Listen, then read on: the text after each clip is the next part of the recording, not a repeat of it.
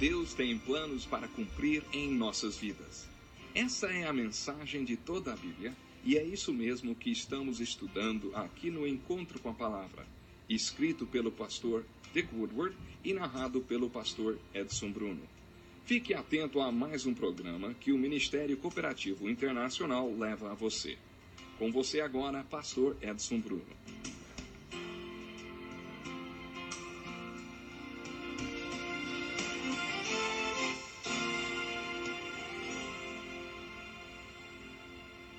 Seja muito bem-vindo para mais um Encontro com a Palavra. Você vai participar do estudo do livro mais maravilhoso do mundo, a Bíblia, a Palavra de Deus. Finalizamos o estudo do Velho Testamento e já começamos o do Novo Testamento. Os primeiros livros do Novo Testamento são Mateus, Marcos, Lucas e João. Esses 4 livros são chamados Evangelhos, porque anunciam as boas novas de Jesus Cristo. Toda a Bíblia fala sobre Jesus, portanto, os Evangelhos são o coração da Bíblia. Para iniciar o estudo do Novo Testamento, faremos uma introdução aos Evangelhos de Mateus, Marcos, Lucas e João. Primeiro, observe que os 4 Evangelhos falam sobre Jesus Cristo, apesar de certos episódios terem sido mais interessantes para uns do que para outros. Tenho certeza que se você estiver interessado num grande homem, vai querer ler tudo sobre ele, não? Você não acharia estranho se não fosse mencionada a data do seu nascimento, nem os seus primeiros 30 anos de vida? Mesmo considerando que essa biografia abordasse seus maiores feitos em 3 dos seus 33 anos de vida, ainda assim você acharia estranho que o biógrafo não falasse do seu nascimento até os seus 30 anos. Nos evangelhos de Marcos e João, o nascimento de Jesus e os seus primeiros 30 anos de vida sobre a terra não são sequer mencionados. Mesmo assim, esses 2 evangelhos são considerados biografias de Jesus. No evangelho de Mateus, 1 capítulo e meio é dedicado a alguns poucos dados sobre o seu nascimento. Quando lemos o evangelho de Lucas, encontramos 2 capítulos que falam sobre o seu nascimento e um pouco sobre um pequeno incidente que aconteceu antes de Jesus chegar à idade adulta. Somados, os capítulos de Mateus, Marcos, Lucas e João totalizam 89 capítulos, sendo que 4 cobrem o seu nascimento e o período anterior aos seus 30 anos de idade. 85 desses capítulos falam sobre os 3 últimos anos de vida de Jesus. Destes 89 capítulos, 27 falam sobre a última semana da vida de Jesus. O Evangelho de João tem 21 capítulos. Os primeiros 12 capítulos, que correspondem à metade do livro, falam sobre os primeiros 33 anos da vida de Jesus. Do capítulo 13 até aproximadamente a metade do livro, lemos sobre a última semana da vida de Jesus. Isso significa que quando João escreveu sobre Jesus, dedicou metade do seu livro aos últimos 3 anos da vida dele, sem se preocupar em falar do período que vai dos 30 anos de Jesus. E depois metade do livro é dedicada à última semana da vida dele. Nessa leitura que você fará dos evangelhos, observe onde está a ênfase de cada escritor. Procure observar o que era mais importante mencionar para cada um deles. Nós enfatizamos muito o Natal. Os autores dos evangelhos enfatizaram muito a Páscoa e não falaram muito sobre o Natal. Eles não falaram muito sobre o nascimento de Jesus, mas, em compensação, escreveram muito sobre a última semana de sua vida, quando ele morreu e ressuscitou. O fato deles não terem escrito muito sobre o nascimento, nem sobre a vinda até os 30 anos, nos ajuda a entender sobre o que os evangelhos falam realmente.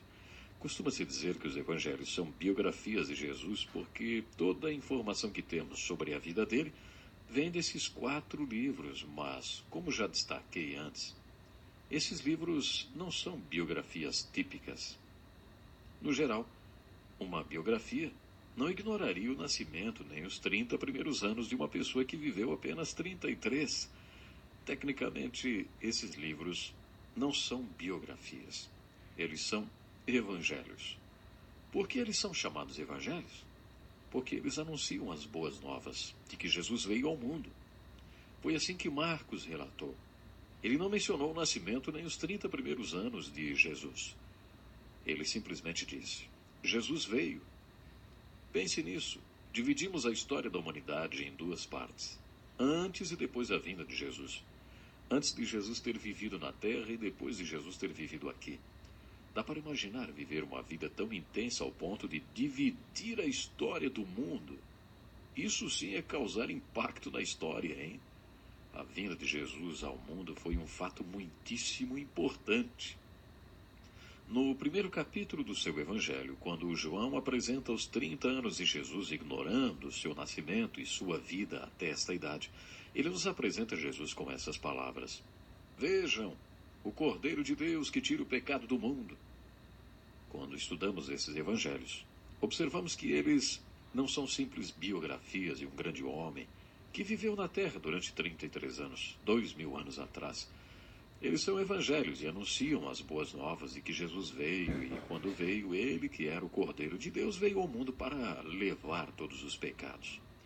Ele veio para resolver o nosso problema com o pecado. De acordo com os evangelhos, é por isso que a vinda de Jesus ao mundo é tão importante. Agora que estamos iniciando o estudo do Novo Testamento com os 4 evangelhos, tentarei enfatizar o que esses autores das Escrituras enfatizaram. Procure observar nos evangelhos o que chamamos de as crises de Cristo. Eu me refiro ao seu nascimento, batismo, tentação, transfiguração e, principalmente, a sua morte, ressurreição e ascensão. Consideramos que dessas crises na vida de Cristo, as mais importantes são sua morte e ressurreição. Assim como no Evangelho de João, os outros evangelhos usam metade dos seus conteúdos descrevendo a morte e ressurreição de Jesus. A última semana da vida de Jesus é demasiadamente importante para os autores dos evangelhos, porque foi a semana em que Jesus se tornou Cordeiro de Deus e solucionou o problema do pecado do mundo, morrendo na cruz. Lendo os evangelhos mais atentamente, descobrimos que Jesus foi um homem com uma missão. Ele sabia muito bem qual era a sua missão. Lendo os evangelhos, ouvimos Jesus contar por que veio ao mundo, qual era o seu propósito e qual era a sua missão. Descobrimos também que ele não tinha nenhuma dúvida a respeito de qual seria ela. Por exemplo, lendo o evangelho de João, descobriremos que Jesus foi um homem determinado. Vemos isso expresso no capítulo 9, versículo 4. Enquanto é dia, precisamos realizar a obra daquele que me enviou. A noite se aproxima, quando ninguém pode trabalhar. Jesus tinha conversado com uma mulher junto ao poço de Samaria que experimentara o novo nascimento. Jesus tinha mandado os apóstolos para uma vila para providenciarem alimento. Quando eles voltaram, Jesus recusou a comida. Aparentemente, ele só queria ficar sozinho para ter aquela conversa com aquela mulher. Quando Jesus recusou o alimento que os apóstolos lhe ofereceram, ele disse: A minha comida é fazer a vontade daquele que me enviou e concluir a sua obra. No capítulo 5 de João, Jesus está debatendo com os líderes religiosos e diz: A própria obra que o Pai me deu para concluir e que estou realizando testemunha que o Pai me enviou. Depois, ainda no Evangelho de João, no capítulo 17, versículo 4, no final dos seus 3 anos de ministério, quando Jesus foi para o jardim do Getsêmani e, enquanto orava, ele suou gotas de sangue. Suas palavras foram as seguintes: Eu te glorifiquei na terra, completando a obra que me deste para fazer. Que declaração profunda essa, não? Jesus teve uma vida exemplar e nos mostrou como viver. Ele nos mostrou qual é o propósito da existência humana. Vocês já ouviram o credo de várias igrejas cristãs que dizem: o principal propósito do homem é glorificar a Deus e usufruir para sempre da sua presença. Nós fomos feitos para glorificar a Deus. O que isso significa e como fazemos isso? No final da sua existência irrepreensível, Jesus disse: Eu te glorifiquei na terra, completando a obra que me deste para fazer. Quando Jesus morreu na cruz, suas últimas palavras foram: Está consumado. E depois acrescentou: Pai, nas tuas mãos entrego meu espírito. Anos atrás, o missionário foi martirizado no Equador junto com 4 de seus amigos. Seu nome era Jim Elliot. Ele tinha formação universitária e teria uma bela carreira. E ouviu de várias pessoas que não deveria ser um missionário, porque ele era muito inteligente, muito bem preparado profissionalmente. Realmente ele era um jovem brilhante. Ele e seus 4 amigos foram atacados pelos índios Auca, que esquartejaram seus corpos. Um destacamento militar foi enviado com o propósito de encontrá-los. Os pedaços de seus corpos tinham sido jogados num riacho dentro da floresta. Quando o corpo de Jim foi encontrado, grande parte já tinha sido devorada pelos peixes. O destacamento de busca também encontrou o diário de Jim Elliot. Nesse diário, manchado pela água, havia as seguintes palavras: quando se cumprir o propósito e o plano de Deus para a hora da sua morte, vigie, para que a única coisa que reste para você fazer seja mesmo morrer. Será que você entende o significado das palavras de Jim Elliot? Jesus viveu uma vida perfeita, e durante toda a sua vida ele teve essa determinação em fazer a obra que o Pai queria que ele fizesse. Dia após dia ele dizia: tenho que realizar a obra de quem me enviou, porque a noite vai chegar, quando ninguém mais poderá trabalhar. Quando Jesus estava no final de sua vida aqui, ele disse: eu te glorifiquei na terra, completando a obra que me deste para fazer. Outra crise de Cristo foi sua transfiguração. Está escrito que quando Jesus foi transfigurado, ele se encontrou com Elias e Moisés. É aí que o Novo e o Velho Testamento se encontram, no Monte da Transfiguração. Imaginem, Moisés aparece, Elias aparece e Jesus está lá. Jesus foi transfigurado. Pedro, Tiago e João também estavam lá. Quando Pedro vê Moisés, Elias e Jesus totalmente transformado, ele fica sem saber o que dizer. A Bíblia registra, ele não sabia o que dizer, pois estava apavorado. Mesmo assim ele diz: mestre, é bom estarmos aqui. Façamos 3 tendas, uma para ti, uma para Moisés e uma para Elias. Como ele não sabia o que dizer, acabou falando isso. Deve ter sido uma experiência e tanto estar no Monte da Transfiguração. Jesus descreveu sua missão como a obra que Deus quis que ele realizasse. Anos atrás cheguei perto da morte. Um oficial da Marinha tinha me pedido que ficasse com o seu carro enquanto ele estivesse numa missão em um navio. Era um carro conversível com um motor muito potente. Eu estava dirigindo na estrada, passando por uma curva, quando o volante falhou. Quando dei conta, estava no meio do tráfego sem poder desviar para nenhum dos lados. Acabei atingindo um caminhão e rodopiando na pista. O acelerador travou e eu teria sido jogado para fora do carro se meu pé não tivesse ficado preso no pedal do freio. Meu sapato literalmente foi rasgado em 2. Um instante antes do meu carro atingir outra vez o caminhão, consegui me desprender e o carro finalmente foi para a grama e parou. Saí do carro e comecei a juntar as coisas que tinham sido jogadas para fora do carro. Minha Bíblia e alguns livros que eu estava lendo. Um deles era Por que Sou Cristão? Parecia que eu tinha levado uma grande surra, mas não estava muito machucado. O carro ficou totalmente destruído. A primeira pessoa a vir em meu socorro foi um agricultor. O velho homem me olhou por baixo do seu chapéu de palha. Eu estava segurando a minha Bíblia e livros. E ele disse: seu moço, acho que o senhor é servo de Deus. Se não é, é melhor começar a ser.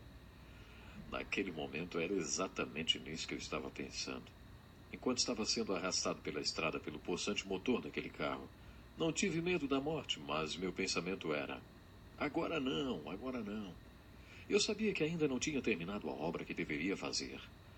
Eu ainda nem tinha descoberto que era essa obra. Por isso eu não queria morrer naquele momento.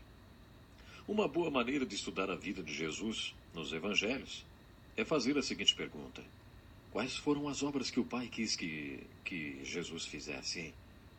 Jesus foi um homem muito determinado. Ele queria executar a obra que o Pai lhe tinha confiado. Quando Jesus morreu na cruz, sua morte foi sua maior obra. Isso é fácil de ser constatado se considerarmos a extensão dos escritos nos evangelhos dedicados à sua obra. Quando, no final do seu sofrimento na cruz, Jesus disse: está consumado, Pai, nas tuas mãos entrego o meu espírito. Ele, Jesus, tinha completado a sua missão. Ela tinha sido encerrada exatamente ali, na cruz. Neste momento, o Novo e o Velho Testamentos se cruzam. Você vai entender muito melhor o Novo Testamento se tiver estudado o Velho.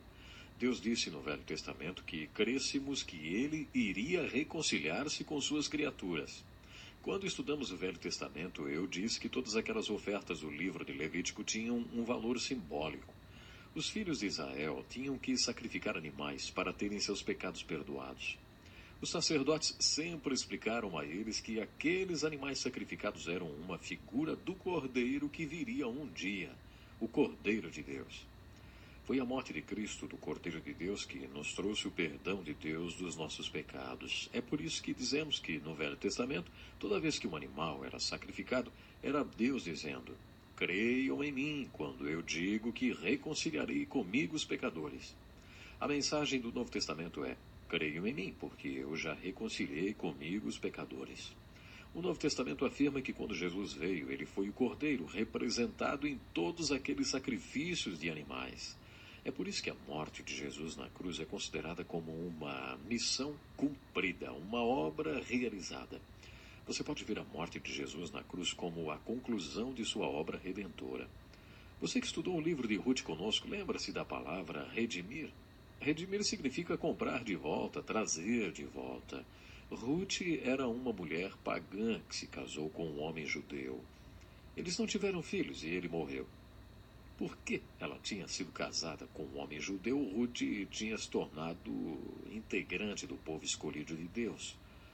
No entanto, por causa da morte do seu marido e porque eles não tiveram filhos, Ruth ficou desamparada. Ela tinha deixado de pertencer ao povo de Deus. Deus tinha instituído a lei do parente redentor, conhecida em hebraico pela palavra Goel, que dizia que uma mulher como Ruth poderia procurar um parente do seu falecido marido e dizer: quero ser sua Goel. Quero que você me compre de volta para a família de Deus. Quero que você me traga de volta para a família de Deus. Se o homem concordasse em ser o seu Goel, ele a compraria pagando todos os débitos que ela tivesse, os quais eram registrados num rolo selado. Ele não poderia ver o quanto aquilo lhe custaria até que declarasse suas intenções de redimir a mulher. O Goel teria que provar que era parente do falecido marido e declarar suas intenções e qualificações para redimir a mulher. Depois disso, eles quebravam os selos do rolo e mostravam ao homem quanto aquela transação lhe custaria. Ele a comprava de volta, liquidando os débitos, mas a trazia de volta, casando-se com ela.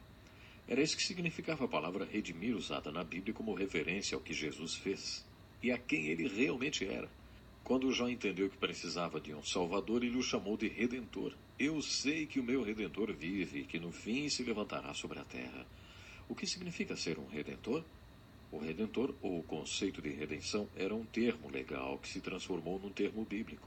No Novo Testamento, quando os apóstolos como Pedro entenderam o que Jesus fez quando morreu na cruz, fizeram a seguinte declaração: vocês sabem que não foi por meio de coisas perecíveis como prata ou ouro que vocês foram redimidos da sua maneira vazia de viver, mas pelo precioso sangue de Cristo, como o de um cordeiro sem mancha e sem defeito. Esse foi o preço da nossa redenção. Portanto, a morte de Jesus Cristo na cruz foi sua obra de redenção, o seu ministério de redenção. Além da sua obra de redenção, Jesus fez muitas outras obras. Se nos basearmos no grande espaço dos evangelhos dedicados à obra de redenção de Jesus, certamente concluiremos que essa deve ser considerada a sua principal obra, mas não a única coisa que ele fez aqui na terra. Jesus poderia ter tirado um dia de folga no céu e dado uma folga a todos os seus afazeres por lá e vindo executar a sua obra de redenção numa tarde de sexta-feira. No entanto, Jesus viveu aqui na terra durante 33 anos. Você sabe o que mais ele fez? Ele, principalmente, nos mostrou como viver. E isso ele não poderia ter feito apenas numa tarde. Jesus afirmou no Evangelho de João: eu sou o caminho, a verdade e a vida. Ninguém vem ao Pai a não ser por mim. Essa é a declaração de Jesus no livro de João, capítulo 14, versículo 6, em que ele afirma ser o caminho para Deus. Nesse texto ele estava se referindo à sua obra de redenção. Não há outro caminho até Deus a não ser o Cordeiro de Deus. De acordo com as Escrituras, a morte de Jesus Cristo na cruz é a única maneira de sermos salvos. Todo o Novo Testamento afirma e confirma que não há salvação em nenhum outro, pois debaixo do céu não há nenhum outro nome dado aos homens pelo qual devamos ser salvos. Isso está em Atos capítulo 4, verso 12. Quando Jesus disse, eu sou a verdade, ele estava se referindo ao seu ministério de ensino. Quando Jesus disse, eu sou a vida, ele estava se referindo ao seu ministério de milagres. Observe que Jesus não disse, eu vim para falar e para mostrar para vocês a verdade e a vida. Não, Jesus disse, eu sou o caminho, eu sou a verdade e eu sou a vida. A verdade mais dinâmica do Novo Testamento vem depois da ressurreição de Jesus. Quando você iniciar a leitura do livro de Atos e as epístolas do Novo Testamento, verá que a verdade mais dinâmica que aparece é Jesus Cristo está vivo e bem no planeta Terra. Jesus Cristo foi crucificado e enterrado, mas ele ressurgiu dos mortos e está vivo. Ele vive dentro, sim, ele vive dentro das pessoas hoje. Essa é a verdade mais dinâmica do Novo Testamento. Cristo em você, esta é a esperança de glória, de acordo com o Novo Testamento. Se o mesmo Cristo que viveu aqui há 2000 anos vive em você e em mim, e se cerca de 1/3 de seu ministério na Terra foi relacionado à cura, você acha que Cristo que vive em você e em mim pode curar hoje? É claro que sim. Creio que é isso que significa para nós todo esse relato sobre o ministério de curas de Jesus Cristo. É isso que é contado nos evangelhos. Será que ele sempre quer curar? Claro que não. Eu não creio que seja seu desejo curar sempre. Ele não curou o apóstolo Paulo, no entanto, o próprio apóstolo Paulo teve um grande ministério de cura. Paulo viu gente se levantar da morte enquanto ele ministrava sobre elas, ao mesmo tempo em que ele próprio sofria de uma doença. 3 vezes Paulo pediu a Deus que o curasse daquela doença, e 3 vezes Deus respondeu, não, porque a minha graça é suficiente para você, pois o meu poder se aperfeiçoa na fraqueza. E se eu permitir que você se cure, você passará a confiar na sua própria força, por isso vou mantê-lo fraco. Quando Paulo ouviu isso, ele não disse, eu aceito, ele disse, me gloriarei ainda mais alegremente em minhas fraquezas, para que o poder de Cristo repouse em mim. Por isso, por amor de Cristo, regozijo-me nas fraquezas, nos insultos, nas necessidades, nas perseguições, nas angústias.